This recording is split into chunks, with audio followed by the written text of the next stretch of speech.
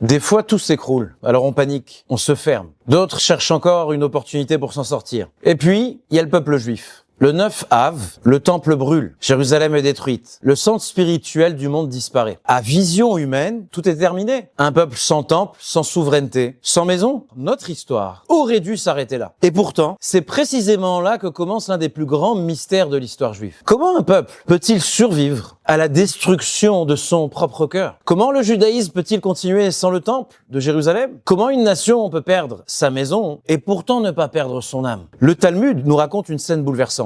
Lorsque les ennemis entrèrent dans le temple, ils virent les chérubins et les kérouvim enlacés l'un à l'autre. Les chérubins étaient placés dans le lieu le plus intime, le Saint des Saints. Ils représentaient la relation entre Dieu et Israël. Lorsque le peuple juif faisait la volonté de Dieu, alors les chérubins se regardaient. Quand la relation était abîmée, les chérubins détournaient le regard l'un de l'autre. Et quand l'amour entre Dieu et son peuple était à son sommet, alors les chérubins étaient enlacés. Au moment de la destruction, nous dit le Talmud, lorsque le temple brûle, lorsque l'exil commence, comment est-il possible que les chérubins soient enlacés? C'est le moment de la colère, c'est le moment de l'éloignement, c'est le moment de la chute. Comment y voir ici une étreinte? La halakha, dans un tout autre contexte, nous dit que lorsque un mari s'apprête à quitter son foyer pour un long voyage, alors il doit la veille se rapprocher de son épouse avant de partir. Pas parce que la séparation est facile, mais justement parce qu'elle est douloureuse.